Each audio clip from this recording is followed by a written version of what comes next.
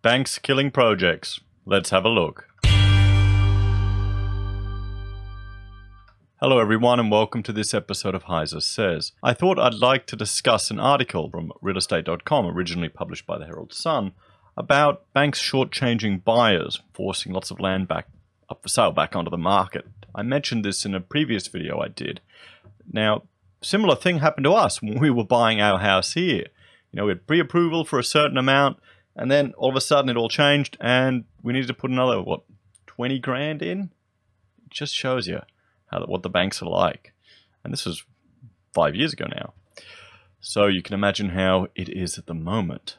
So backtracking, banks crushed hundreds of Melbourne home buyers' new home dreams last year.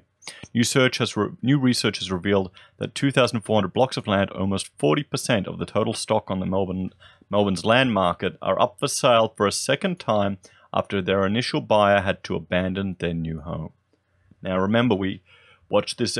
I spoke about the RBA claiming that this change in lending criteria wouldn't make any impact on the cost of property, because just because people can't borrow as much, they don't always borrow as much. But here you've got 40% of Melbourne's land stock, which has been affected by the lending criteria. So I'd say this is pretty clear evidence that RBA are wrong. Let me know what you think in the comments, everyone. RPM Real Estate Group researchers believe the majority are back up for grabs after a mix of first home buyers, young families, and investors had loan values slashed by banks who had changed their lending criteria in the 12 to 18 months it takes for most land in new estates to settle. RPM Head of Communities, Luke Kelly, said it would have probably affected first home buyers more due to their weaker financial positions, and more buyers could soon face difficult choices. There are a number settling in the next 6 months who will find they can't get as much from the bank today, or will find it more difficult to get a loan, Mr. Kelly said. Some would build smaller homes. Fantastic. Completely agree with that idea. Really good. I'd suggest you build a smaller home, maybe like this big, and then add bits onto it as you need. Others would start paying a mortgage against a bare block and hope their home dream can be revived later. Wow. Or they put it back on the market, he said. So this is people who have bought land and then can't get enough funding for construction of their house, which is really sad. Mortgage Choice Chief Executive Susan Mitchell said in the past year, lenders' policies and criteria had changed significantly, leaving those with long-term settlement periods open to a disappointing but financially safer result. Well, yeah, that is a smarter outcome.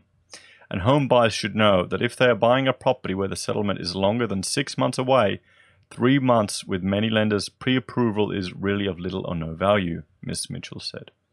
RPM's research shows the city's western suburbs were hardest hit, accounting for 42% of resales due to the high volume of home and land packages being sold there. Around 1,200 blocks had yet to settle, showing almost half the buyers knew their home dream was over before their piece of land even existed. A small number of the buyers would have been speculating on price growth and never intended to build. Some others would have had changes in their personal circumstances, forcing them to abandon their new home. Buyers today are unlikely to see such dramatic shifts in lending criteria. Okay. What do you guys think? Do you think this is a sign or evidence that the RBA's claims are incorrect? I would argue that it is. It's just showing you that the lending criteria is having a direct impact on all of these projects, and it's forcing them to go back up for sale. Guys, let me know what you think. Let me know in the comments. I think it certainly is. I'll put a card to my previous video about the RBA, so you can watch that. Please, hang on, I need to change where I'm going. I've lost my mouse. There it is. I need to click a button for my outro. Please like, share, and subscribe. Ding the bell to see my daily updates, and I'll see you all again tomorrow. Bye for now.